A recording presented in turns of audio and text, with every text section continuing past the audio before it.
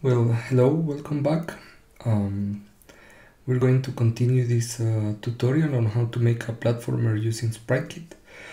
This is where we left off on the last video. We just had the on-screen controller and moving the characters, the sprite sideways. And today we're going to add jumping and physics to the game.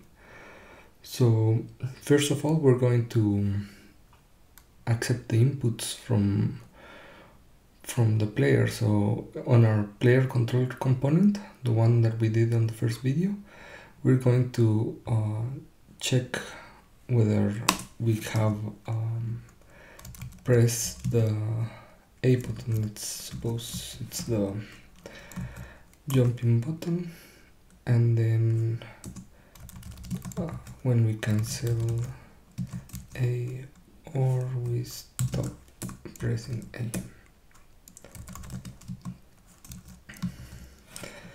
But for this we're going to need a flag on our node. So let's go to the character node, and we're going to add these three variables for the jumping. This is going to be the flag that tells us whether we're jumping or not. This is the flag that we're going to set when we land, and this is the variable we're going to use to signal that the player is touching the ground. We're also going to add this variable, the max jump. This is going to be the speed that we're going to, or the force that we're going to give the player when it's jumping up. So yeah, let's go back to the control component, and we just set the flags for jumping to be true when it's pressed, and when he stops pressing jump, then we set it to false. Now we're going to deal with the gravity and when the player is touching the ground. So first of all, we're going to add a ground object so that it doesn't continue falling when we play the game. So, come on, and that's it. So we're going to create a new file. We're going to name it physics detections.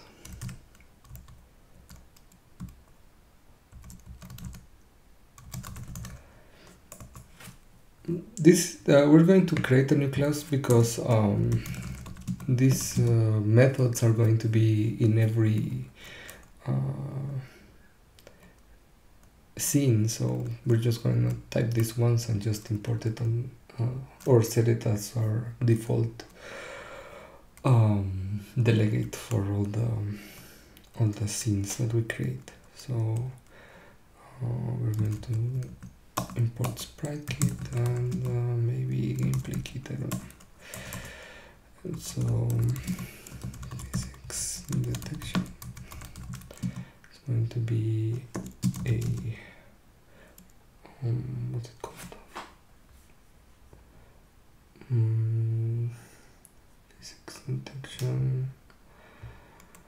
Oh, it's an SN object. Although these names, an NS object and an SK physics contact delegate.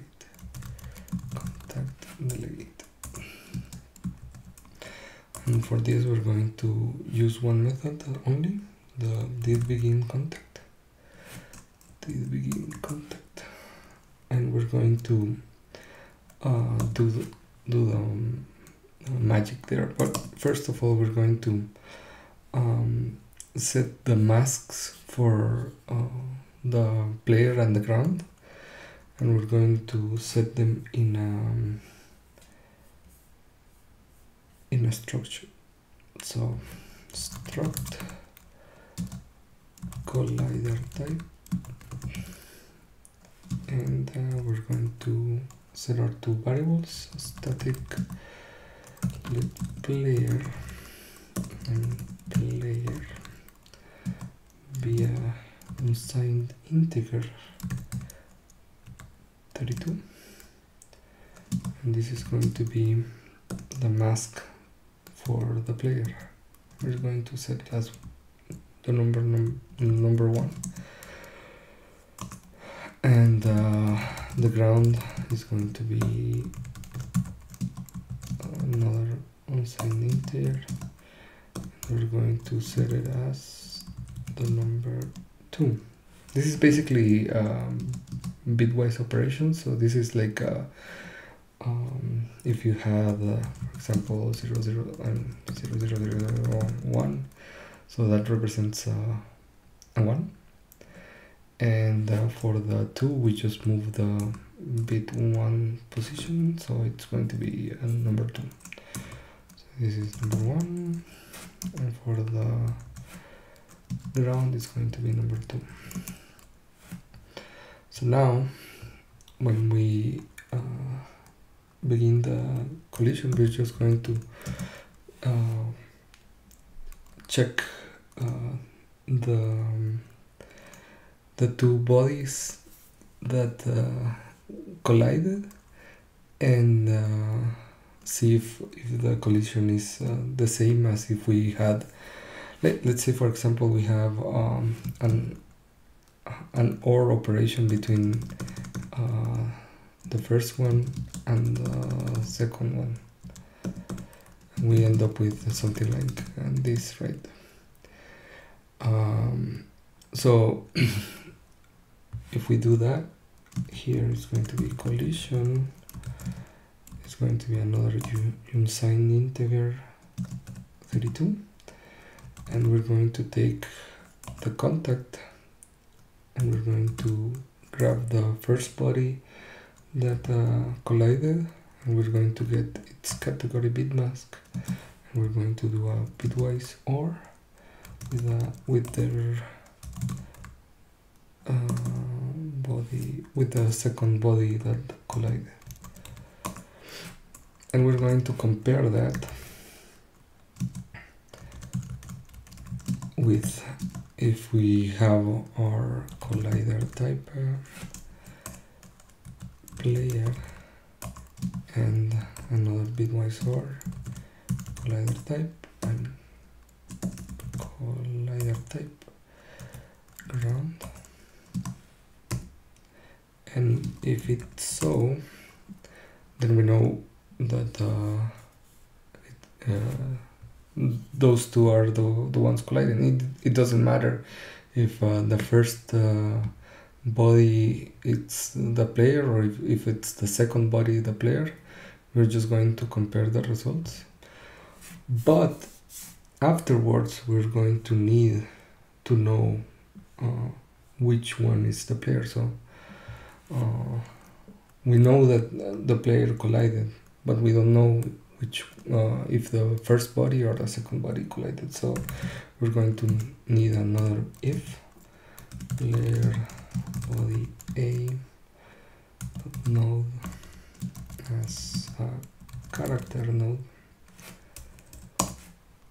and yeah, we're going to set its player and its ground player dot grounded. I think that's what was the variable that we use. Grounded, yes. It's going to be true. Here, contact body A. And if not, it's going to be the second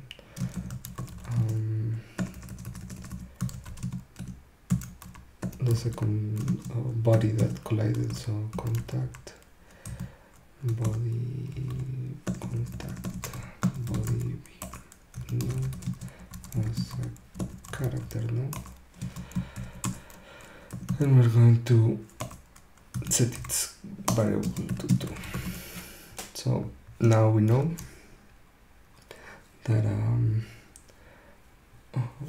when the player is colliding with the ground, but we also need to set this variable, these masks to the ground and to the player. So let's go back to the scene. We're going to set its body type to be a bounding rectangle. We don't want rotation, we don't want restitution, and we're going to set its category mask to 1. We want it to collide with the ground, so we're going to set its collision mask to 2, and then the fill mask and contact mask we're going to set it to 0, because we don't need to set the contact mask for both of them. If we set the contact mask for one of them, then it already gets sent to the what's it called. Also here we don't need to set the collision mask to the player, because the player is already colliding with us. So if we animate this, we know we're doing something right, because it's colliding. We don't want restitution in this either. Restitution is just the bounciness. If we set this to 0.5, it's going to bounce a lot more when we animate it. See, so we don't want it bouncy. So where it was, restitution 0. Okay, so we're almost there. We just need to first of all set the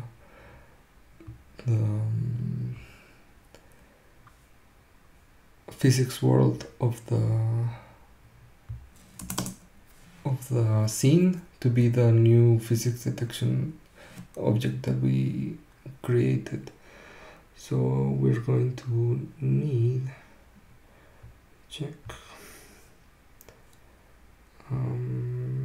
we're going to instantiate the physics delegate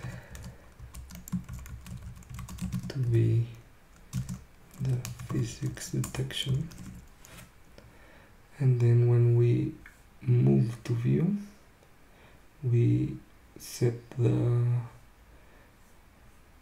contact delegate to be the physics detection class we just instantiated. So self.physicsWorld.contact delegate is going to be our physics delegate.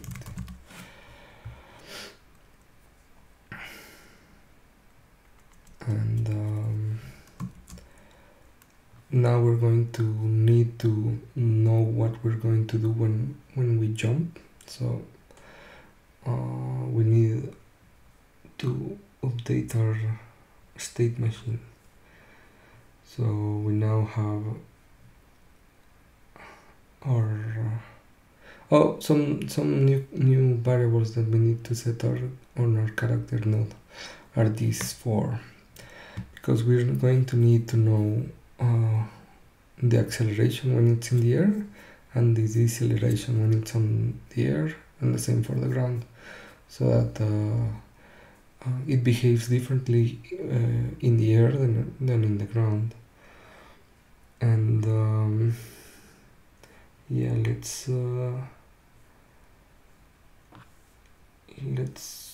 head into the normal state. So one other thing that we want to do is just, we don't want the player to instantly move to the maximum speed. So we're going to create a couple of methods so that the player accelerates and decelerates when it starts and finishes walking, and another one to if we want to animate the node with squashing and stretching. I'm just gonna copy these two because they're really just very utilitarian. So we're going to change our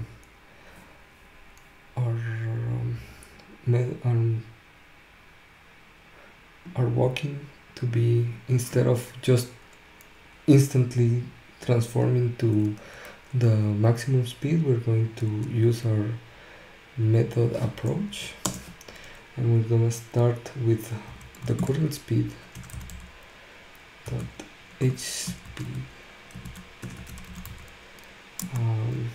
We're going to set the finishing speed to be the negative of, this is the max that we want it to reach, and we're going to set it to be to our acceleration speed. This variable, we need to set it depending on whether we're on the ground or we're in the air. So let's declare it here. Var a speed is going to be a CG float, and it's going to be 0 for now, and the same for a deceleration speed. It should be deceleration rate, but you get my meaning. And if the node is on the ground,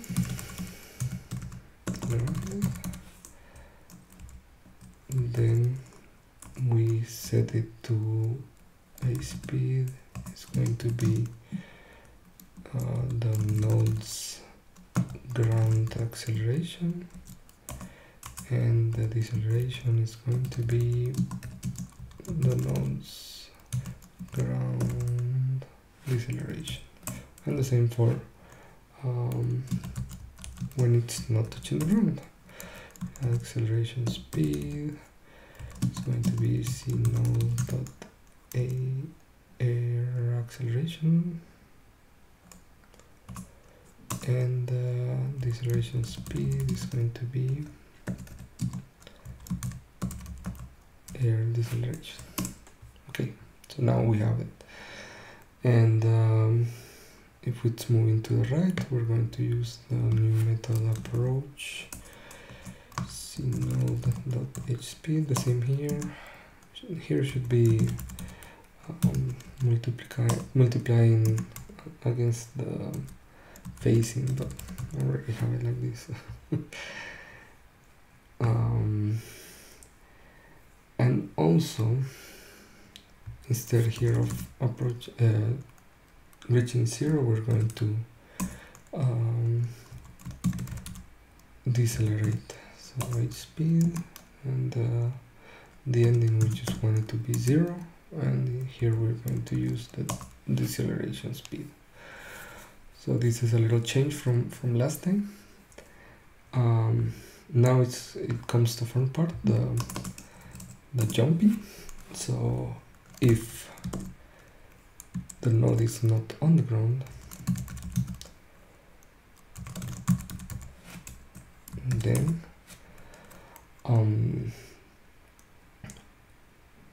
here we're going to see if we can jump, and when we're jumping, like if the character is moving downwards, and the player keeps pressing the jump button, we don't want it to be like continuously pressed. So we're going to set the the jump variable to be false. So node dot physics body. We're going to see how the velocity on the y vector is traveling, and if it's less than 0.0, then we say, okay, you're no longer pressing the jump button. But if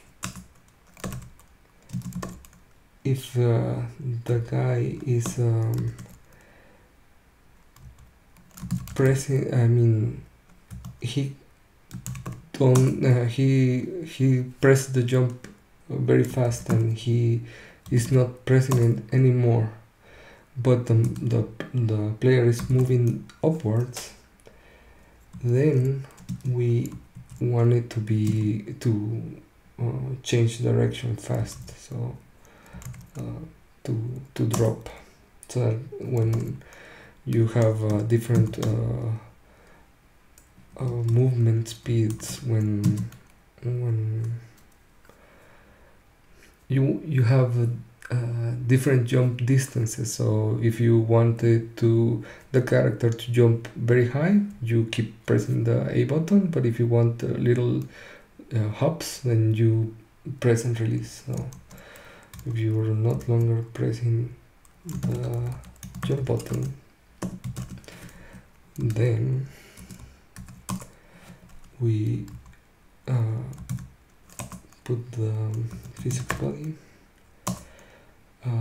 the velocity, we're going to move it to drop really fast, and we're going to say that the node hasn't landed.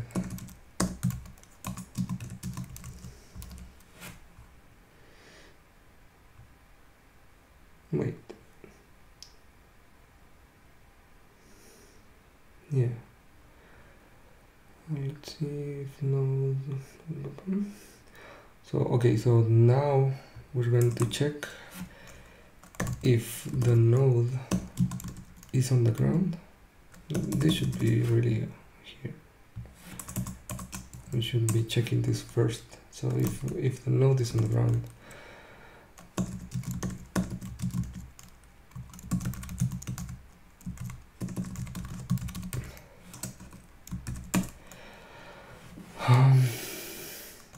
so okay, so if the node hasn't landed,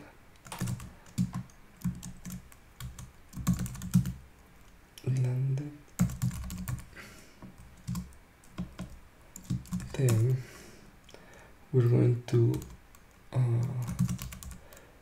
set.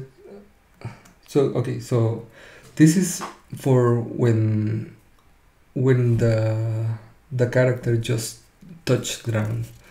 So it's on the ground, but the variable landed is false. So that means it hasn't received the message that it has grounded, so that it has landed. So let's we're going to set its velocity. I mean the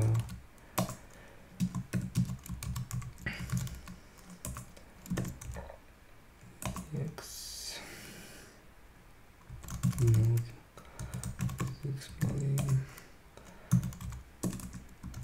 dot velocity dot dx. We're just going to set the speed to 0. It's speed to 0 because sometimes it will have a very little speed here and it will mess up everything. So we're going to try something here.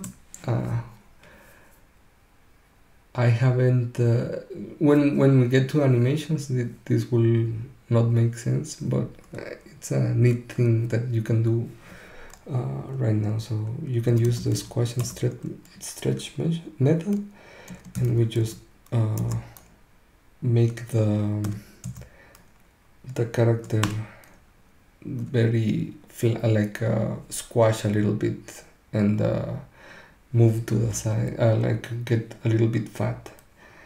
And then we set the signal landed to be true. So that's when it has just landed. But if it's on the ground and it presses the jump button, then what we're going to do, it's we're going to grab its physics body and we're going to apply an impulse, and this is going to be a new vector. We don't want to add a speed on the x-axis, only on the y, and this is going to be the variable that we set to be our max jump.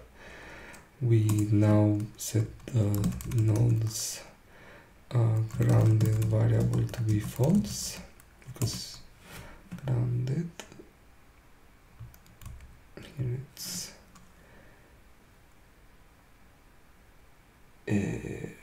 what was I? And this is if no signal jump.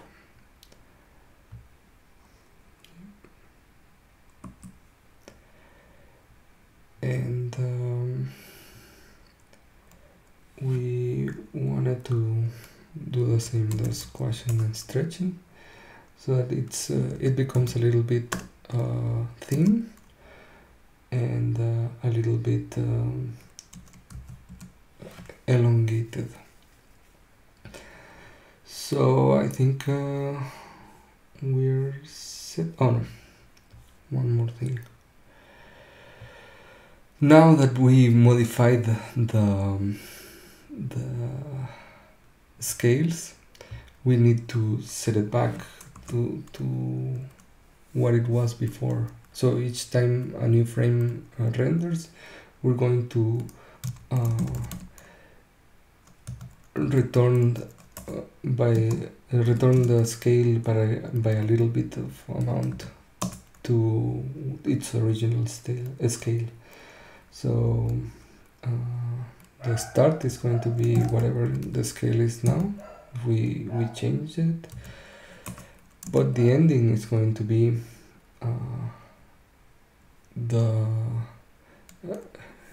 I have set it to 1, so it's going to be 1, but we need to also consider whether it's facing left and right, so we're going to just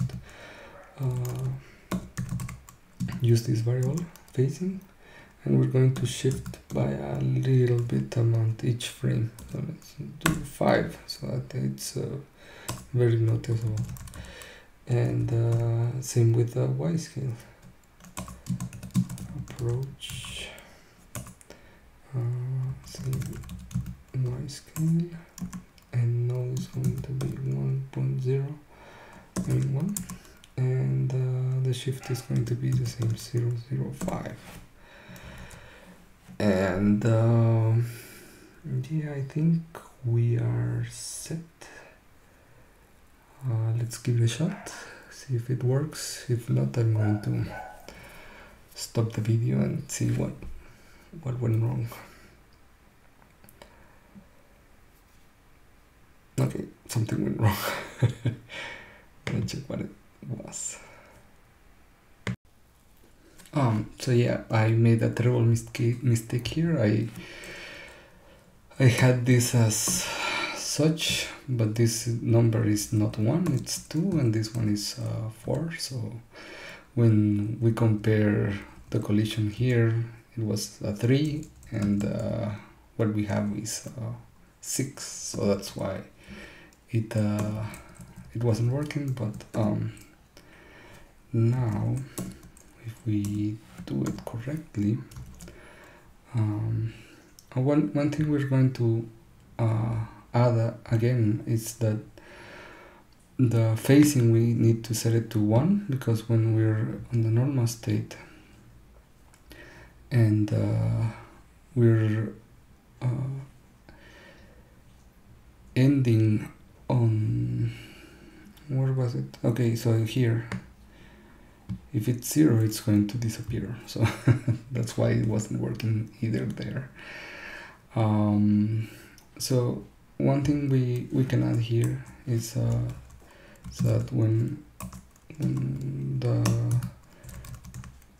the character is facing the left, it will change the scale to be, it will flip it if it's facing the right, and the same here if it's facing 1.0, and then we set the scale to be 1.0. Okay, so it should work now, and yeah. So yeah, you see how it animates a little bit when it moves. Right now I can't do both press and to the sides and jump, but yeah, it should be able to move. And if we leave the button open, it jumps higher, and if we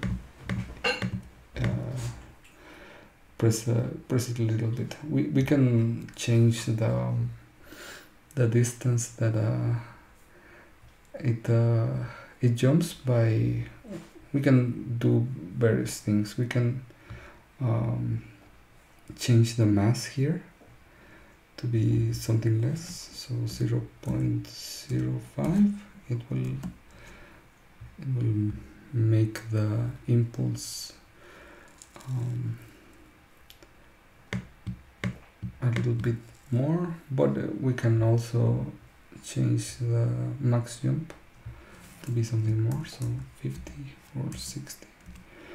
It will jump higher.